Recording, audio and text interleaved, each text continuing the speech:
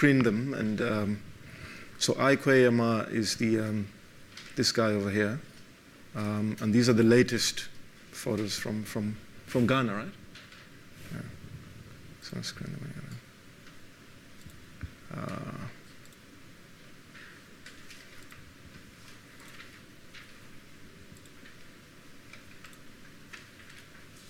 Often when I talk to my students about African writers, I try to bring them into the classroom, either by way of videos or sometimes we talk about, in literary studies there was a period where critics came up with this idea of the death of the author.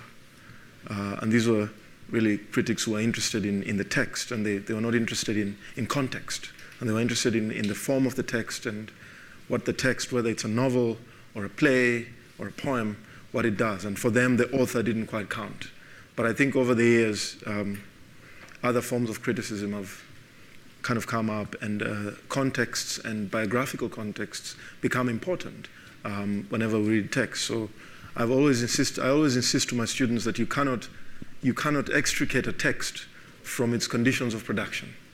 And so one has to consider the time of the text, the time of the author, what are some of the value judgments that one can put on a text that are three-dimensional if you consider all of those things.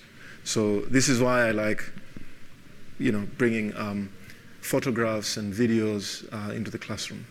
Sometimes it's important to let the author talk, or, So thank you for these photos.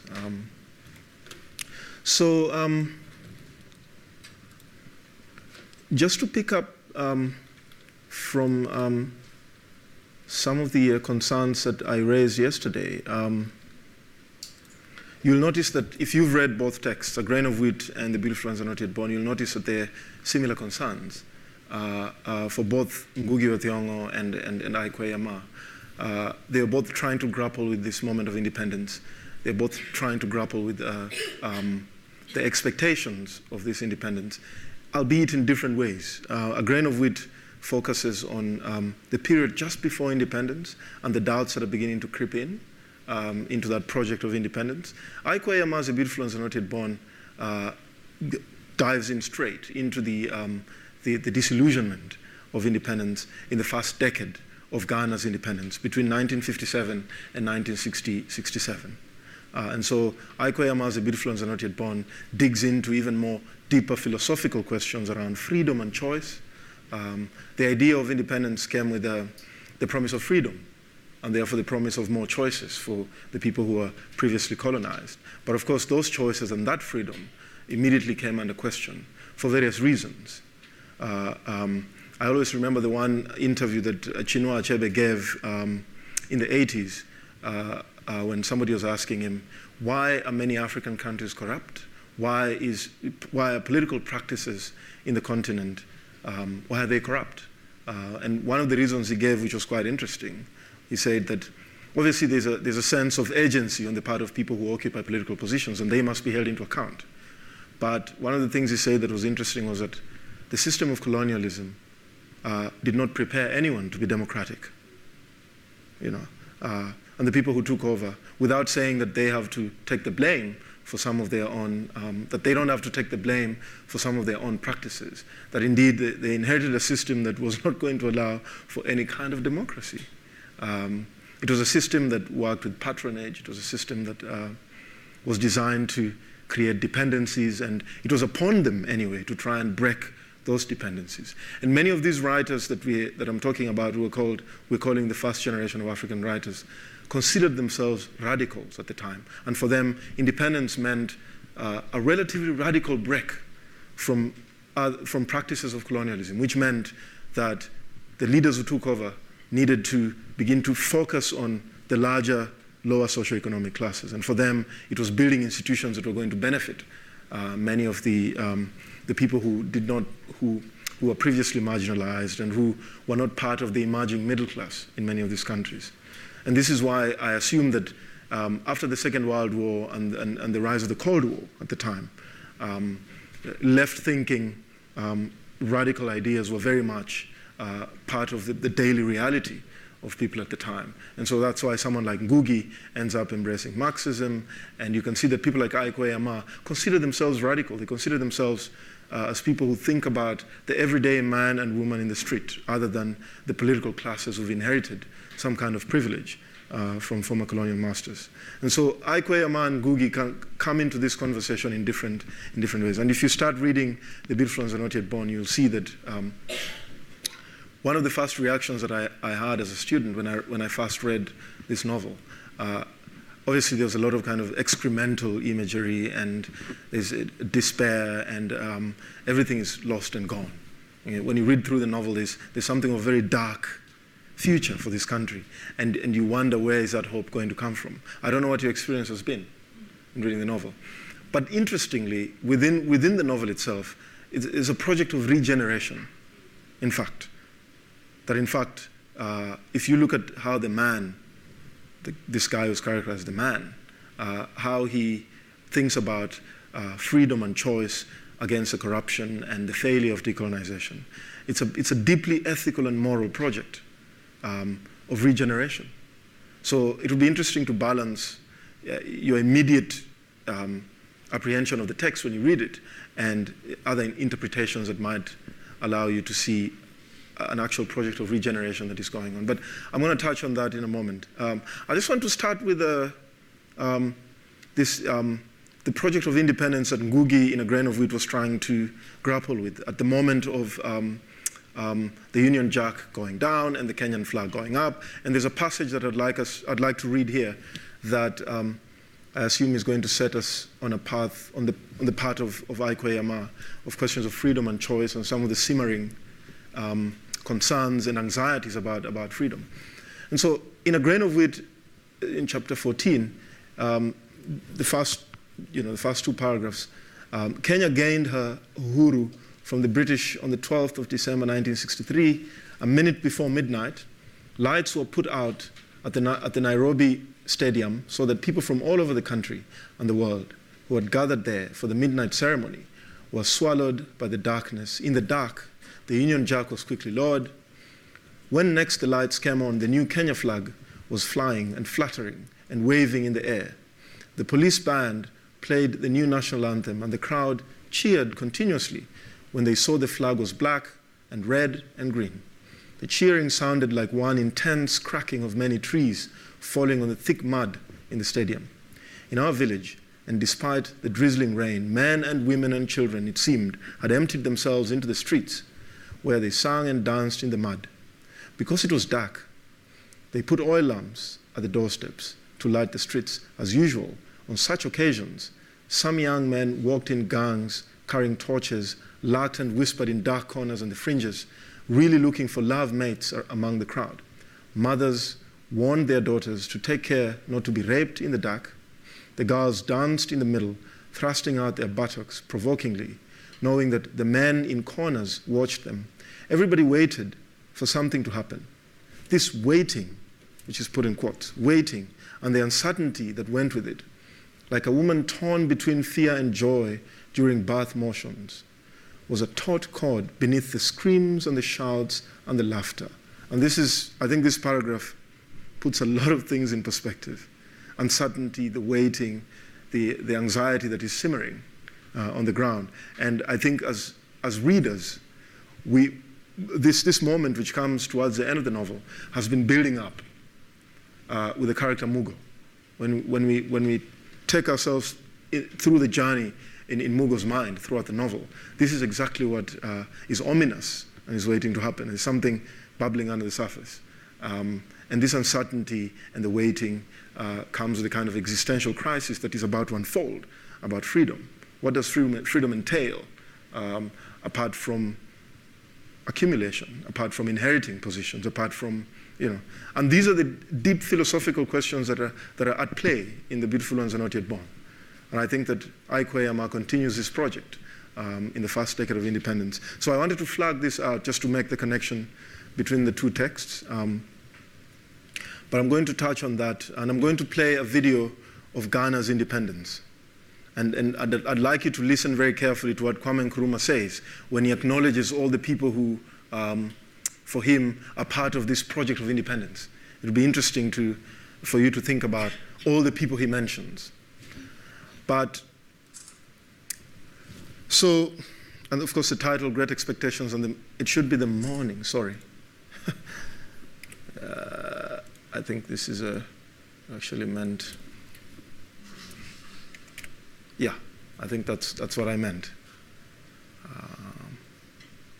Okay. Yeah, just a few photos of Aikwe as a young man and as a much older writer. And there are obviously different editions of The Beautiful Ones Are Not Yet Born. I don't know which one you've got access to. Now, and again, I always go back to drawing context, so to see where many of these writers are coming from. He was born in 1938 in Ghana. He was educated in Ghana and in the US. He went to Harvard, I think at Columbia, studied sociology. And as many other African writers, they ended up becoming translators and teachers and editors and lecturers. They took on a whole range of professional activities. If you think about South Africa's Solomon Plaatje, if you think about the first generation of black intellectuals in South Africa, they took on a whole range of roles. Someone like Plaatje was a translator, he was a court interpreter, he started all sorts of vernacular newspapers in the country. And many of these writers saw themselves as part of a vanguard generation that was going to create institutions and think very carefully about national literatures, institutions that are going to champion and articulate and create conditions for the possibility of national literatures. And of course, many of them soon afterwards became really disappointed. Aikwe published his first 5 novels with the African Writers series. I'm using the acronym AWS. I don't know if you know about the African Writers series. For those who don't know, for the benefit of those who don't know, I'm just going to. So the African Writers series was a book series that was founded by James Curry, Kit Sambrook, and Chinua Achebe in the late 50s. And it was specifically meant to source and publish stories from the continent. It came out of Heinemann, the publisher, and they came up with what they call Heinemann Educational Publisher Series, and the African Writer Series was one of the series in the publisher's house. And I just want to, as you can see there, then quite a few novels and plays and collections of poetry, quite a number of African writers, as you can see there. South African, well, North, East, West, and Southern Africa. And if you can get your hands on any of these, and there's a lot out there, as you can see. So people like Aikwe Ama, Ngugi wa Thiong'o, Chinua Achebe, Buchi Emecheta, who we're going to talk about tomorrow, were some of the first writers to begin contributing to this series. I think the UCT library has, as I pointed out yesterday, has a database, an online database with many of these novels, many of these texts. So you can just go to the library database and source them out. So Aikwe Ama published 5 novels in this series. And what is interesting is that after he published 5 novels in this series, he felt that the audience he was reaching out to, just like Ngugi, he felt that the audience he was reaching out to was more of a metropolitan, more of a Western audience. And he felt that his novels were not circulating in Ghana and in the continent. And so he withdrew all the publishing rights from African Writer Series. And he set up his own small publishing house in Senegal. And then he began on a slightly different project from the one that he had in his first 5 novels. You could see inklings of that project in his first 5 novels. With the kind of disappointment that he felt the project of independence brought itself, he became interested in deep historical and archival. He became interested in a longer historical project for the continent. And so he began to embrace Egyptology, studies on Egypt and the origins of civilization in the continent. I don't know if any of you know Cheikh Anta Diop. I'm just going to talk about it now. So anyway, apart from The Beautiful Ones Are Not Yet Born, he then authored Fragments, Why Are We So Blessed, 2,000 Seasons, and again, 2,000 Seasons very much an archaeological literary history, going back 2,000 seasons, looking at the history of the continent before colonialism and other forms of colonialism that existed before that. And then Osiris Rising, The Healers Kemet, these are novels about Egyptology. They are novels that go back to the journey of the continent and of modern civilization through Egypt. So he set up on a slightly different project from the kind of despair that he felt the post-colonial moment brought. He felt that the problems or the solutions for the kind of disillusionment that many African countries were experiencing in the first decade of independence could not only be found in their immediate history. He felt that one has to go back and recuperate a much longer history. So many of these other novels are, very much about that. And the interesting thing that he's always keen to try and explore is questions of freedom and choice against the corruption and decay that attended to many African countries at the beginning of their independence. So Ouma sees movements in history as an epic narrative. If you read The Healers, 2000 Seasons, there's something about history as a long durée, if I can use the word, as a kind of a long and archaeological epic. And for him, you cannot recuperate any sense of an ethical or moral project going forward without digging a little bit deeper and farther. Many more seasons, many more centuries before, colonialism. And so, as you obviously know, Kwame Nkrumah was interested in Pan-Africanism.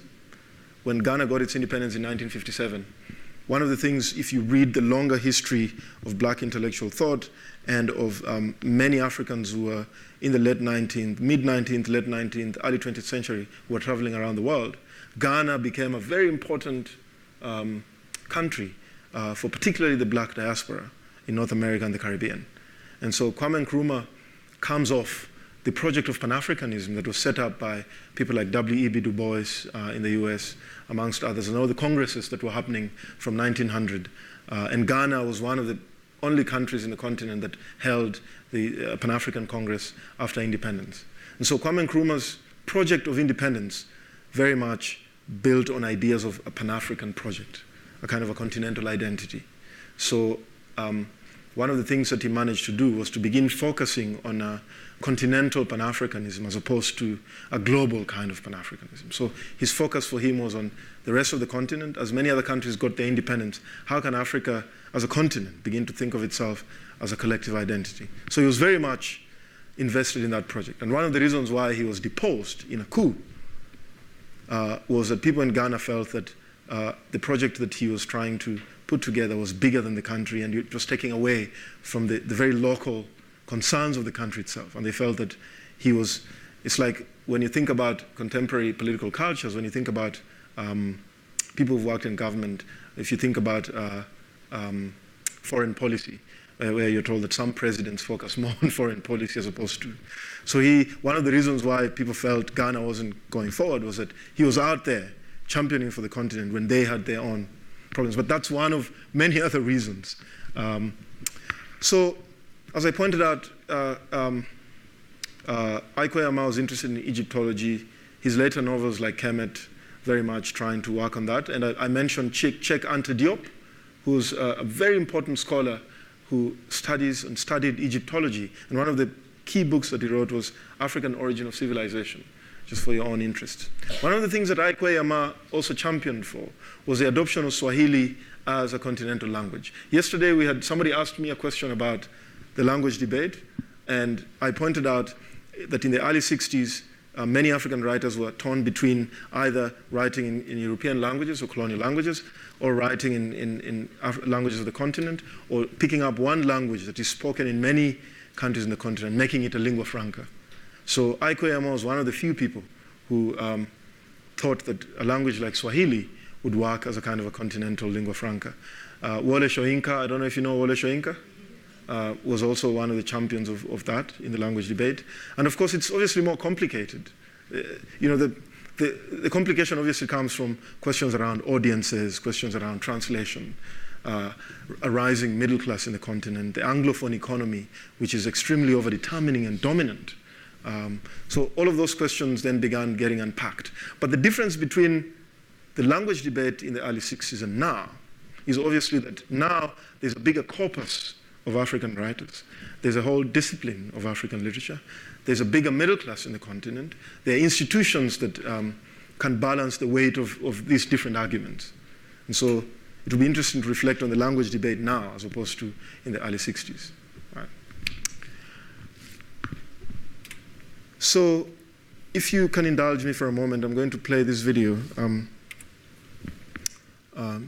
It's a little long, so I hope it won't take away from time to focus on the novel itself.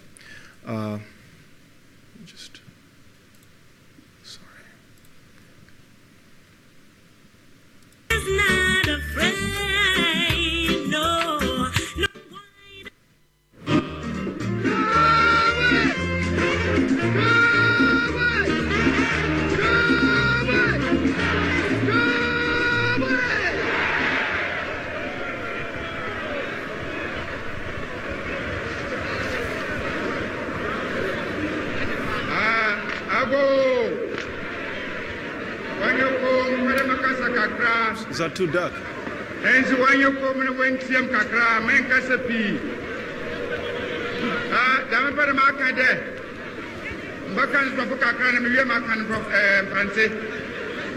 At long last, the battle has ended.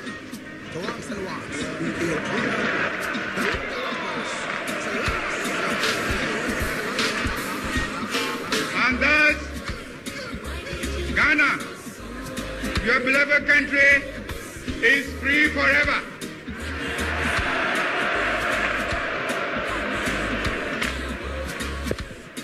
And yet again, I want to take the opportunity to thank the chiefs and people of this country, the youth, the farmers, the women, who have so nobly fought and won this battle. Also, I want to thank the valiant ex-servicemen who have so cooperated with me in this mighty task of freeing our country from foreign rule and imperialism. And as I pointed out at our party conference at Sorbonne, I made it quite clear that from now on today, we must change our attitudes, our minds. We must realize that from now on, we are no more a colonial, but a free and independent people.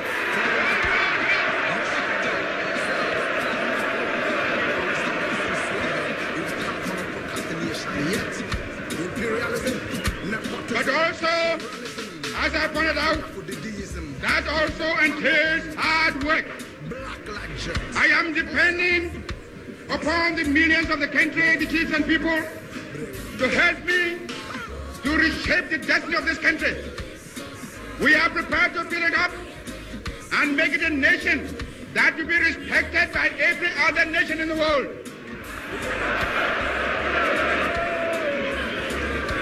We know we are going to have difficult beginnings, but again, I'm relying upon your support. I'm relying upon your hard work. Seeing you in these thousands, it doesn't matter how far my eye goes. I can see that you are here in your millions. And my last warning to you is that you ought to stand firm behind us so that we can prove to the world that when the African is given a chance, he can show to the world that he's somebody.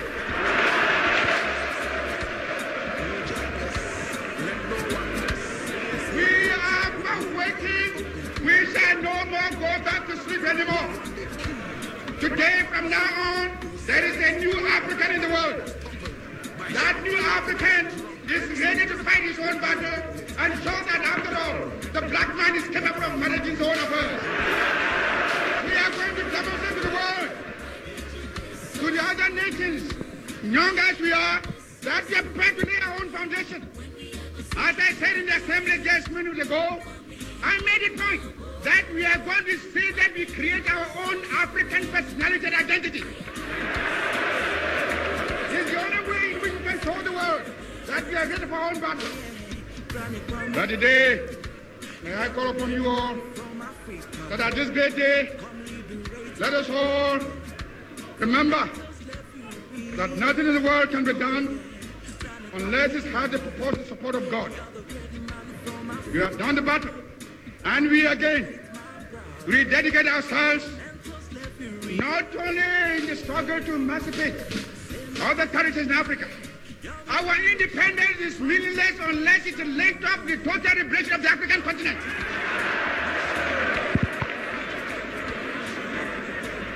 Let us now, fellow Ghanaians, let us now ask for God's blessing. And for only 2 seconds, in your thousands and millions, I want to ask you to pause only for 1 minute and give thanks to Almighty God for having led us through obstacles, difficulties, imprisonments, hardship and suffering to have brought us to the end of our trouble today. 1 minute silence.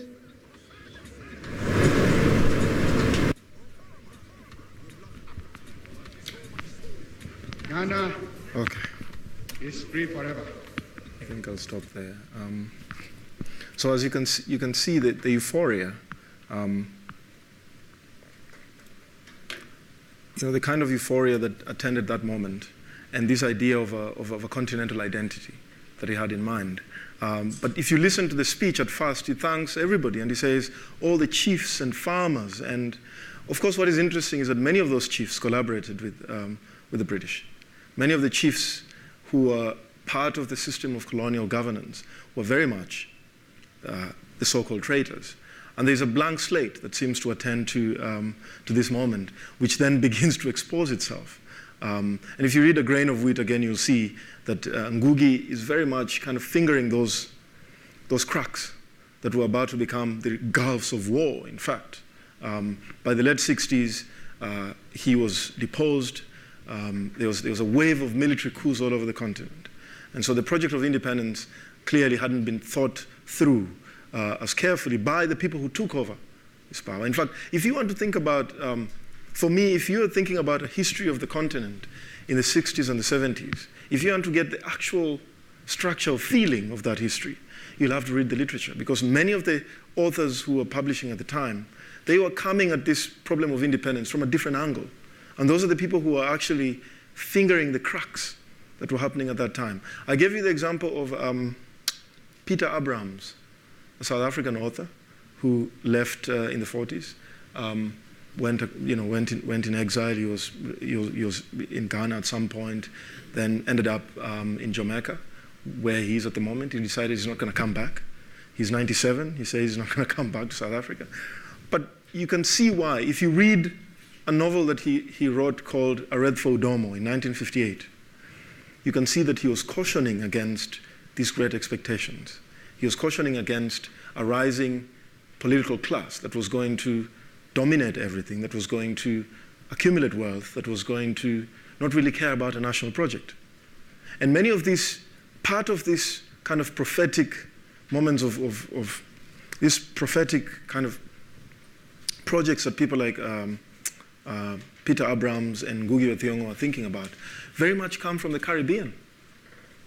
If you're thinking about a history of the Caribbean, if you're thinking about Haiti, for instance, and you're thinking about the Haitian Revolution in the late 18th century, 1779, and what happened afterwards, the leader of the revolution ended up really failing to kind of create the conditions for a more substantive idea of freedom and choice and economic prosperity for the people of Haiti. So there are already lessons from other continents that people like Peter Abrahams are already aware of. So Ghana was a kind of a melting pot for many of these intellectuals. So they could see the hope, but they were obviously cautious from the history of the Caribbean at the time.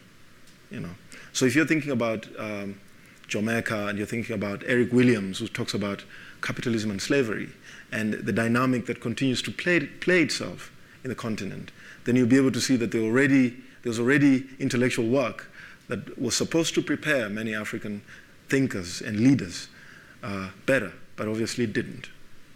If we think about South Africa, one of the things that, what is the name of the judge, what's his name? He wrote this important article, Preparing Ourselves for Freedom, Albie Sachs. You remember Albie Sachs? wrote this article called Preparing Ourselves for Freedom, and he was asking a fundamental question about the ANC in government as opposed to the ANC in exile. And he was asking, is this a government coming from exile really prepared? Is it aware of the kind of 30 or 40 years it's been away? Is it really ready to lead the country? And if this government negotiates its deals with the rest of the world, is it negotiating it for the country or for itself? Right? And of course, at the moment, South Africa is going through a really interesting period. And if you're thinking about the South African government and the ANC when it took over, it had come from exile in other parts of the continent, which is quite interesting to think about. What are some of the lessons? What are some of the, that could have been brought to bear on that moment? Quite a few were brought to bear, but obviously the project is unfinished. And so these moments very much speak to, in a very weird temporal way, they speak to South Africa at the moment. Right.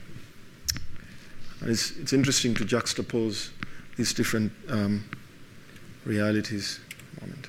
So for Aikwe Yama, independence brought the great expectations, and it was seen as losses. The losses that many people suffered during the fight for independence was seen as sacrifice. If you think of a grain of wheat, you think about Kihika, you think about how Kihika is celebrated and the idea of loss and sacrifice as something that is going to bear on the promise of freedom. And the ceremony of independence, as we've just witnessed, was a kind of an idea of reimagining a nation, right? That was the idea. And the expectations were that this idea of nationhood was going to be reimagined. And the independence, the lowering of the Union Jack and the hoisting of the Ghanaian flag or the Kenyan flag was symbolic of a project of reimagining, which obviously for many countries just ended there in that spectacle, right? And if you read chapter 6 of The Beautiful Ones Are Not Yet Born, there's a character called the teacher who talks about, we were ready for big and beautiful things. And I just brought that quote there. We were ready for big and beautiful things. Obviously, one of the things you could see throughout that spectacle was that it was a bunch of men, first of all, and the idea of the nation was very much hitched to this wagon of masculinity, And there's a kind of a martial idea of the nation that obviously within the first decade or two was exposed, right? And so people like Buche Mecheta, who begin to finger questions around gender and the nation and the project of independence becomes important. But the teacher says we were ready for big and beautiful things. And one of the other things he says that the promise was so beautiful, even those who were too young to understand it all knew that at last something good was being born. It was there. We were not deceived about that. There was no deception. I mean, the truth is that political independence had come and people could see it, right? And one of the things that Kwame Nkrumah often said as they were negotiating for independence in Ghana, he often invoked the Bible.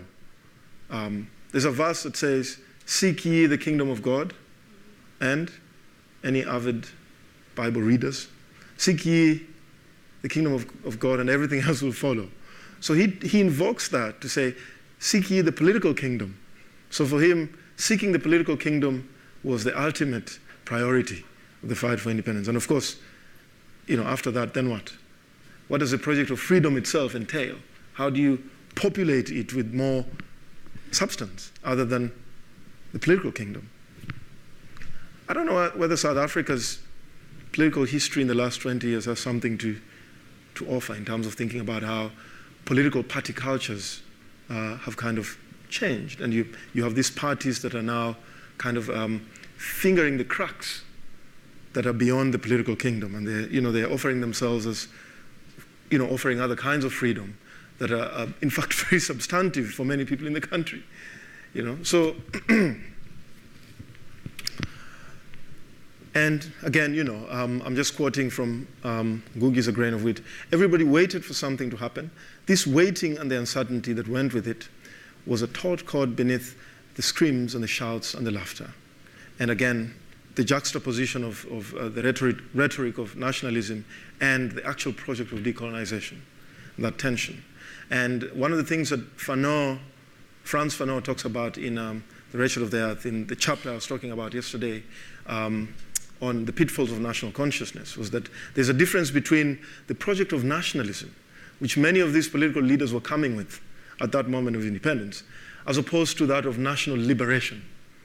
And he theorized extensively between those two. And it doesn't mean that the political classes did not know about national liberation. They knew. But of course, they projected a different idea to this moment of freedom, which was obviously for their own benefit. And so he cautions against this too. And if you see part of what the man in Aikwe Yama's Beautiful and Not Yet Born is trying to do is to expose that fallacy, that nationalism is not necessarily national liberation. National liberation means it takes on a bigger group of people who are marginalized. It takes on a bigger, particularly economic freedom for this group of people. And so Aikwe Yama and Ngugi wa Thiong'o were very much students of Fanon at the time. And this idea of a kind of a parasitic national bourgeoisie that really just feeds on the nation and it accumulates wealth as opposed to creating wealth. If you read Ngugi's novel, Devil on the Cross, which came after A Grain of Wheat, it is clear that he's, in a very simple way, really trying to say that the political class is a bunch of thieves and robbers. And the language in the novel, if you read, is quite shocking. He talks about thieves and robbers in the cave, and he refers to them as such. And of course, he wrote the novel while in detention, and there are all sorts of things that were going on at the time. So again, Fanon becomes an important scaffolding for reading Aikwe Yama. So one of the things, if you're looking at the generations of African literature, Ama is always read as a writer who embodies the literature of disillusionment in the continent, and particularly The Beautiful Ones Are Not Yet Born. It's a text that is often cited as one that gives life to this idea of the literature of disillusionment. And as I pointed out, again, some of Aikwe Yama's contemporaries were also at different points of their authorial lives trying to grapple with this moment of disillusionment. And I gave you the example of Peter Abrams, and I'm just giving quotes from different writers who were talking about this moment of independence. So Ama, for instance, called it equilibrating political arrangement. Achebe calls it a great collusive swindle. And then Ama Ata Aidu, the author from Ghana, calls it a dance of the masquerades called independence. And Ngugi obviously calls it just flag independence. It doesn't go beyond that. So there's a whole range of ways of trying to find a grammar to express this disillusionment and this despair. And various writers took different narrative modes to try and engage with that. Another critic by the name Biodun Jaifo calls it arrested decolonization. And there are different strategies that different writers use. We spoke about allegory and irony yesterday. Ngugi is particularly fond of allegory. And again, we see in Aikwe Yama's Beautiful and Not Yet Born, there's a section where the teacher is talking to the man, and he brings up, those of you who are students of philosophy, brings up Plato's allegory of the cave. Do we know about Plato's allegory of the cave? And he talks extensively about people sitting in a cave and looking at their shadows on the wall, as opposed to seeing the real light outside. And the person who's seen the real light outside comes into the cave, and they think this person is mad, when this person tries to tell them that, in fact, the shadows you're seeing, there's real light outside. And so that allegory of the cave then becomes an interesting kind of symbol for the teacher. Now, if you're thinking about the actual text itself, these are the main characters. The man, he's given a very kind of, he's not given any specific name, it's just called the man, and his wife Oyo, and there's a Kumsun, who's supposed to be a politician, right? I don't know how many people have started reading the novel. Kumsun is supposed to be the politician, and his wife Estella, and then of course there's the teacher. And the man and Oyo have, I think, 2 or 3 kids. And so this is the major cast in the novel. And each of these characters kind of come in as a kind of a metaphor for a whole range of things. But what we see in the novel is a bleak material universe. The man is walking around, and he walks around the city, and he can see the decay, the filth.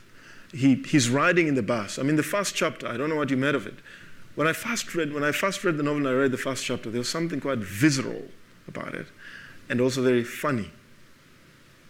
I don't know what your experience of reading the first chapter was. I think it really frames the entire project of the novel. The man in the bus and the conductor who's smelling the money, and then his reaction to the man sleeping in the bus, and he's drooling all over, and it's a very, very excremental narrative. And then, of course, the banister. Do you remember when the man goes to the office and I think the first time I read, I stopped touching any banisters when I go up there, because then this narrative is always in my head, and it's interesting the way he uses material culture, the construction, the architecture. He uses most of these things as kind of metaphors for whole ranges. So the banister becomes this symbol of decay, years upon years of decay, and there's a kind of a moral crisis that emerges out of that bleak material universe.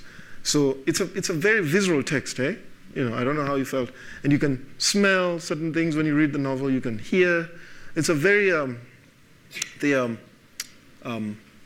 very ocular, various forms of imagery that our senses are supposed to apprehend.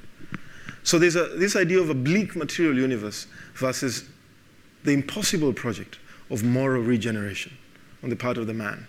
And I'm just putting out a quote there by Neil Lazarus, who says that the novel is formulated upon the premise that it is only by knowing one's world, by seeing it for what it is, that one can ever genuinely aspire to bring about its revolutionary transformation. I mean, one of the things that Steve Biko talks about is exactly that one knowledge of the self is a primary departure point for any project of revolution. I don't know if you know the South African author Njabulo Ndebele, who was once the Vice Chancellor of UCT. He wrote a collection of short stories called Fools and Other Stories. I don't know if any of you have read it. And he was offering an alternative way of engaging with anti-apartheid, at least in my opinion, which was very much part of building on black consciousness, in saying that one has to go back to the everyday. One has to go back to how does one live and love and eat? How does one, in their everyday ecosystemic lives, how does one apprehend that? Is one comfortable with that? And only at that point can one then carry out a sustainable revolutionary practice. And he's one of the really interesting people in terms of shifting ideas around freedom in South Africa. After 1994, I think there was something very prophetic about some of the things he writes about in that collection of short stories. And of course, building on Biko's ideas around knowledge of the self. So that one can make all of these connections.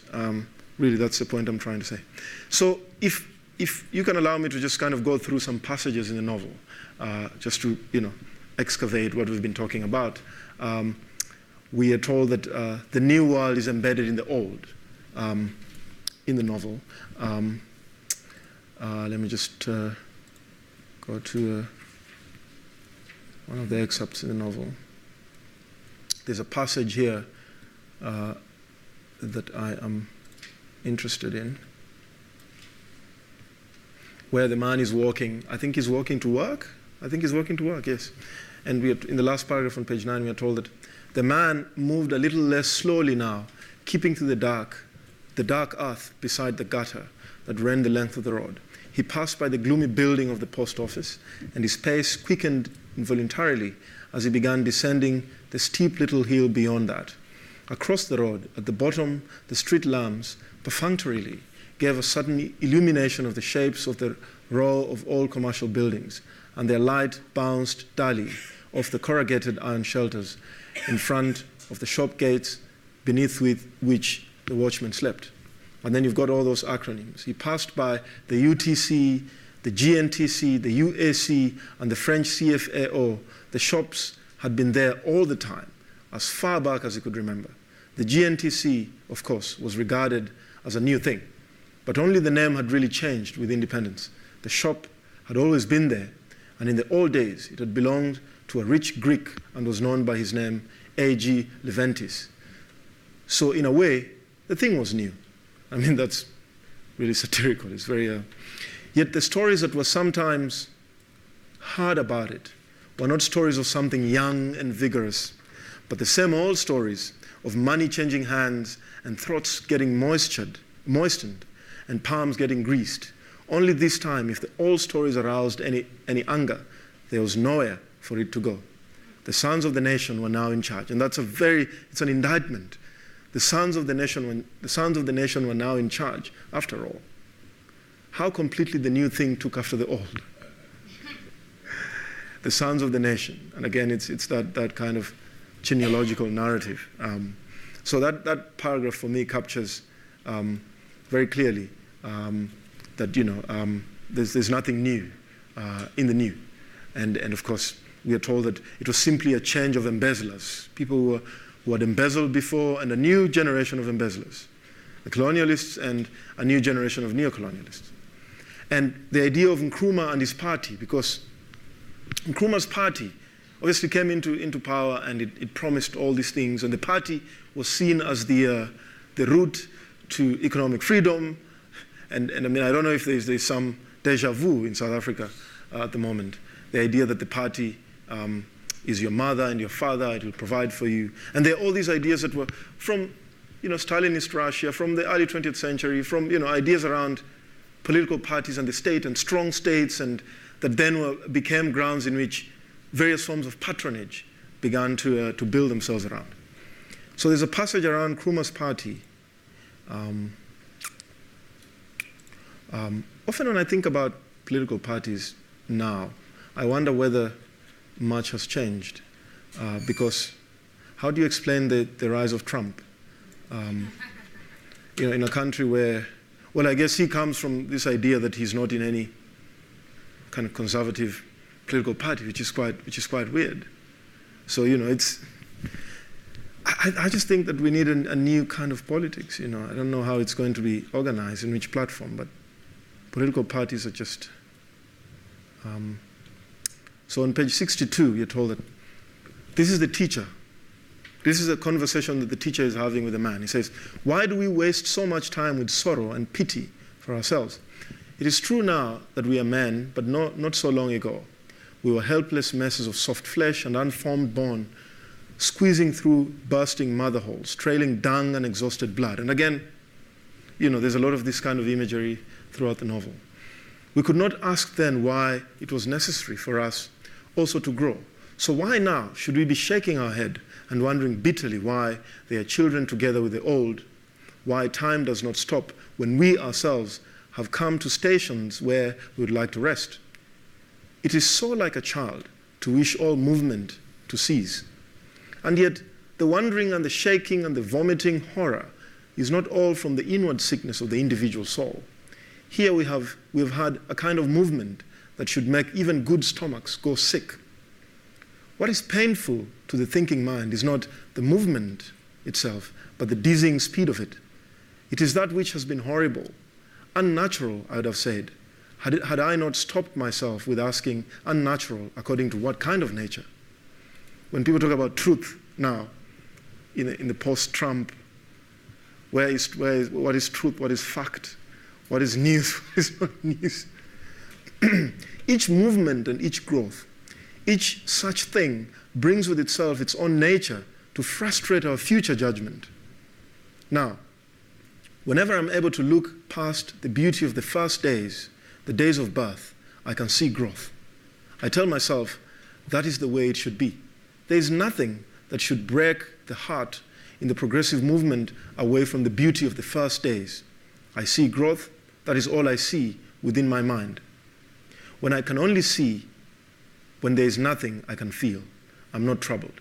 But always these unwanted feelings will come in the end and disturb the tired mind with thoughts that will not go away. How horribly rapid everything has been, from the days when men were not ashamed to talk of souls of suffering and hope, to those low days of smiles that will never again be sly enough to hide the knowledge of betrayal and deceit.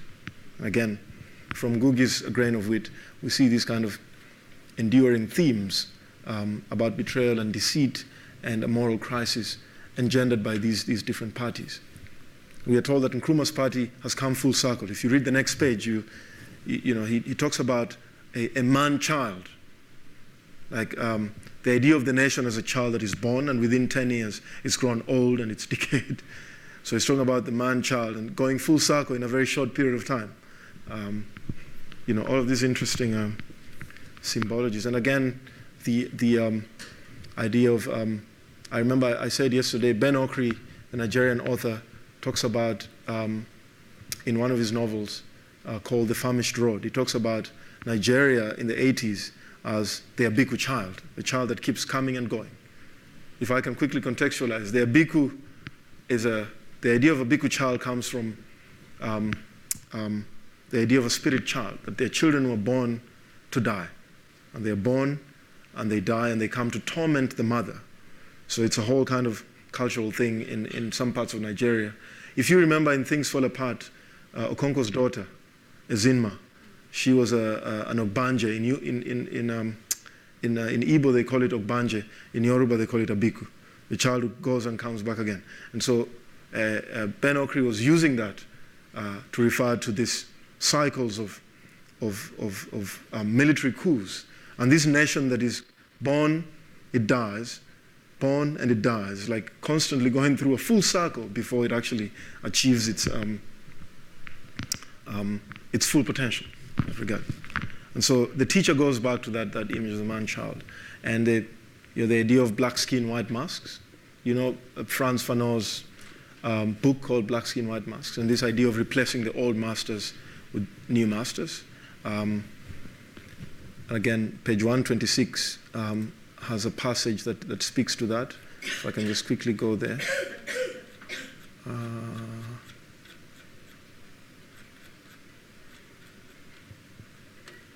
Yeah, and this was quite funny because the man, at this point, the man and his wife are going to visit the politician Estella, Kumsun and Estella. They're going to visit them. And so they're going to visit them in their neighborhood. And so the man is thinking about the names that are all over that neighborhood. And he says here that not everything was entirely the same, though. Here and there, the names had changed. True, there were very few black names of black men, but the plates by the roadside had enough names of black men with white souls, and names trying mightily to be white. In the forest of white men's names, there were the signs that said almost aloud, "Here lives a black imitator." Mills Hayford, I can't even pronounce those names, Plenge Bannerman, Arthur White, Kuntu Blankson, others that must have been keeping the white neighbors laughing even harder in their homes. Akromond. What Ghanaian name could that have been in the beginning, before its civil servant owner rushed to civilize it, giving it something like the sound of a master name? Grandson. More and more incredibly they were getting. There was someone calling himself Fentengson in this wide world, and also a man called Binful. Another black push baby person. He's reflecting on this, and the man has a very acute sense of humor. And so these passages kind of speak to kind of Amar's project of deconstructing this thing called independence. And throughout the novel, there's a kind of the moral intelligence of the man himself, obviously built around Amar's authorial voice. And of course, I'm just kind of going back to, Fanon's chapter on the pitfalls of national consciousness, and the idea of a national bourgeoisie as simply a group of people who want to consume and to show other people that they are consuming. And throughout the novel, we see Kumsun, the politician, and his wife. And when the man visits Kumsun and his wife at their home, there are all of these kind of very expensive things in the house, and he's reflecting on how that happens when, masses of other people are living in poverty and all that, and this idea that arriving means being able to accumulate as much as one can, cars and all of that. And so the one sustained metaphor in the novel is that of the gleam. There's something about the gleam, which is represented by this hotel in the city called the Atlantic Caprice. As you can tell from the name, something capricious. What does something capricious do? And there's an interesting passage where he, on page 10, where he's describing the Atlantic caprice. Is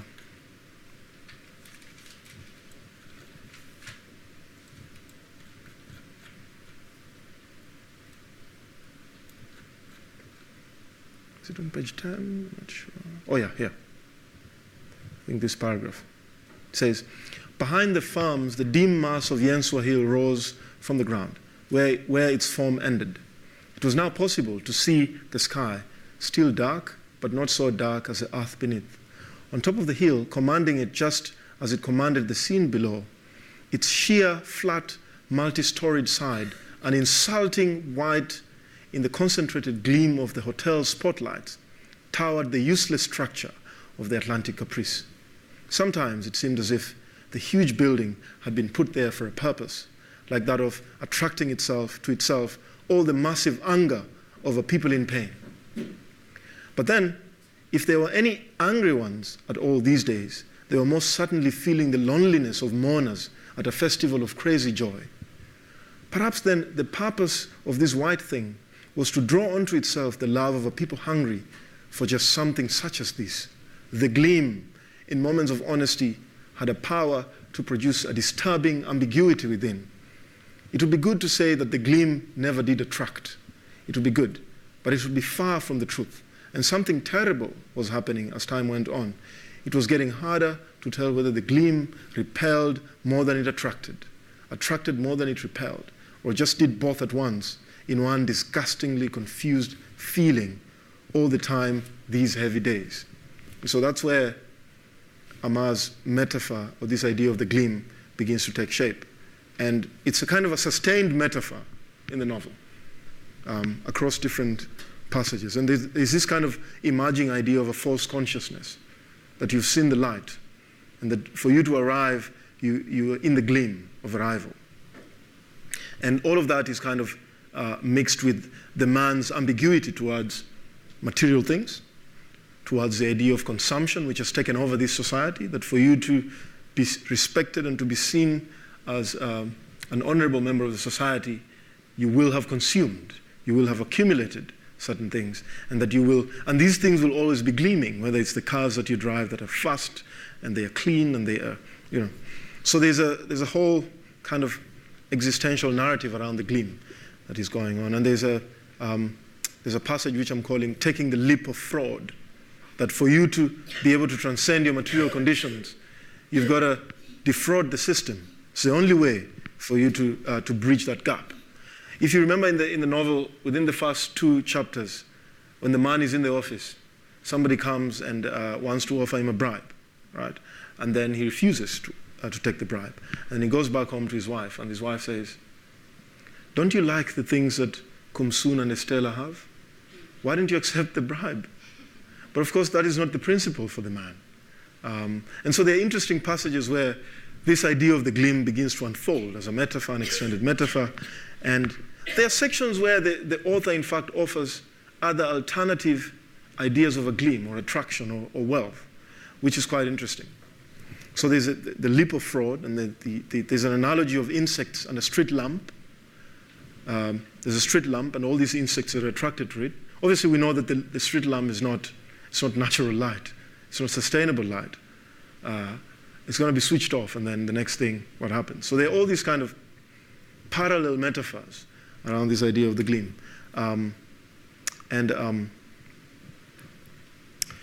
Just the final passage I'm going to read is, the man looks at himself, he looks around him, and he looks at his family, looks at his work, where he works. He works for the government. He thinks about his experiences across all of these official and intimate spaces. And he considers himself as a kind of an island, right? He considers himself as an island in a vast land of corruption and decay. And so he offers this interesting passage where he's sitting on the bridge, right? And I'm just going to read it to you now.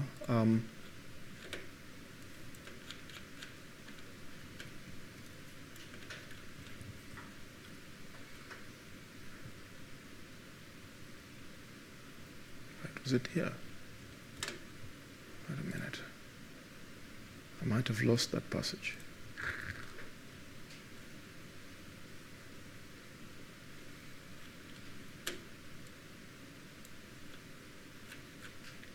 I think I lost it. Sorry. But he's sitting on a bridge at some point, and he's looking at the river is flowing in these countries. And this is why I assume that after the Second World War and the rise of the Cold War at the time, left-thinking radical ideas were very much part of the daily reality of people at the time. And so that's why someone like Ngugi ends up embracing Marxism, and you can see that people like Ouma consider themselves radical. They consider themselves as people who think about the everyday man and woman in the street, other than the political classes who've inherited some kind of privilege from former colonial masters. And so Ouma and Ngugi can come into this conversation in different ways. And if you start reading The Beautiful Ones Are Not Yet Born, you'll see that one of the first reactions that I had as a student when I first read this novel, obviously there was a lot of kind of excremental imagery, and there's despair, and everything is lost and gone. When you read through the novel, there's something of a very dark future for this country, and you wonder, where is that hope going to come from? I don't know what your experience has been in reading the novel. But interestingly, within the novel itself, it's a project of regeneration, in fact.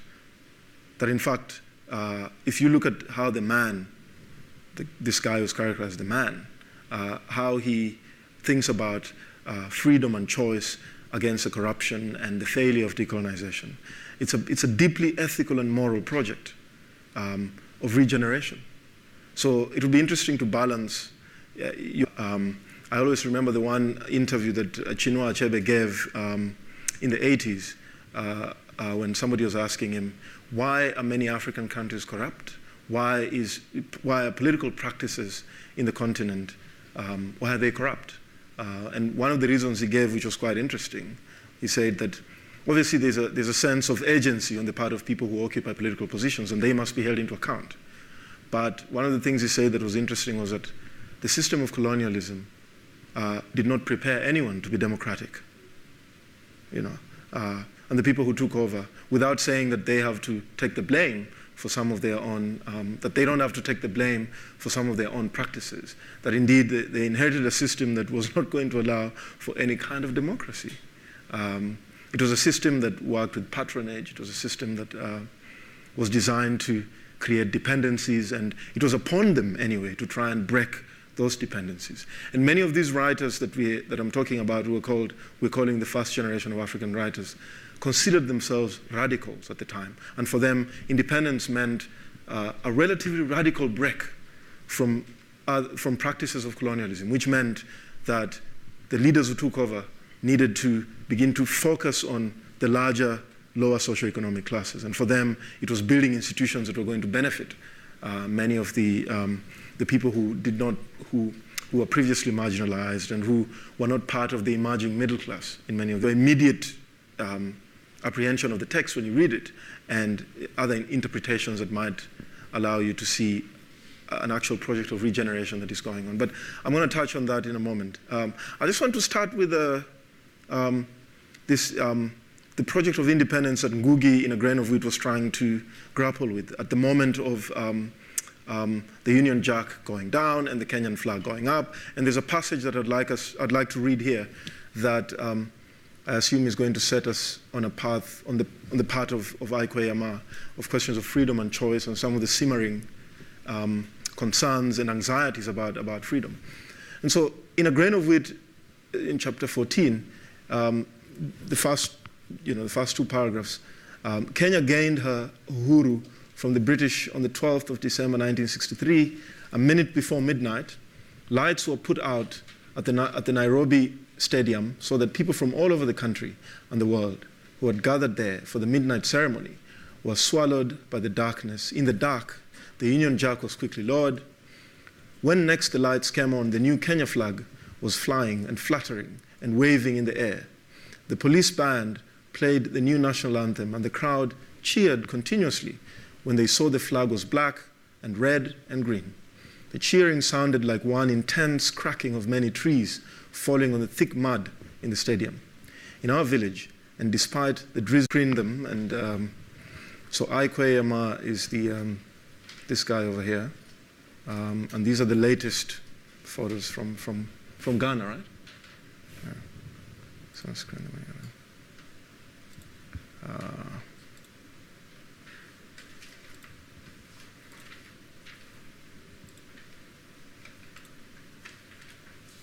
Often when I talk to my students about African writers, I try to bring them into the classroom, either by way of videos or sometimes we talk about, in literary studies, there was a period where critics came up with this idea of the death of the author.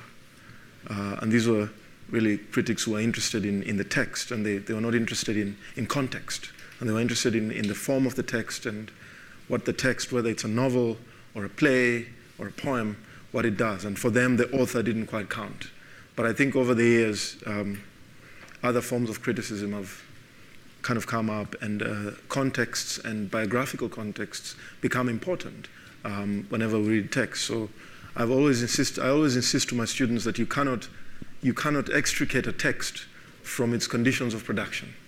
And so one has to consider the time of the text, the time of the author, what are some of the value judgments that one can put on a text that are three-dimensional, if you consider all of those things. So this is why I like, bringing photographs and videos into the classroom. Sometimes it's important to let the author talk, or, So thank you for these photos.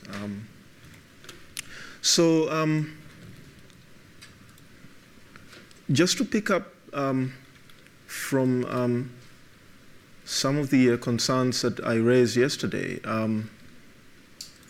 you'll notice that if you've read both texts, A Grain of Wheat and The Beautiful Ones Are Not Yet Born, you'll notice that they're similar concerns for both Ngugi wa Thiong'o and Aikwe-Yama. They're both trying to grapple with this moment of independence. They're both trying to grapple with the expectations of this independence, albeit in different ways. A Grain of Wheat focuses on the period just before independence and the doubts that are beginning to creep in into that project of independence. Aikwe-Yama's The Beautiful Ones Are Not Yet Born dives in straight into the disillusionment of independence in the first decade of Ghana's independence between 1957 and 1967. And so Aikwe-Yama's The Beautiful Ones Are Not Yet Born digs into even more deeper philosophical questions around freedom and choice. The idea of independence came with the promise of freedom, and therefore the promise of more choices for the people who were previously colonized. But of course, those choices and that freedom immediately came under question for various reasons.